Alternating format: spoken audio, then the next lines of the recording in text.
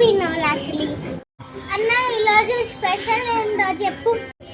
తమ్ముడు, ఈరోజు మనము బ్రహ్మచారిణి దేవికి పూజ చేస్తాము. బ్రహ్మచారిణి దేవి మనకి నిదానము మరియు శక్తిని ఇస్తుంది. బ్రహ్మచారిణి దేవి ఒక చేతిలో జపమాల, ఇంకొక చేతిలో నీలకుండ పట్టుకొని ఉంటుంది. అన్న నిదానం అంటే?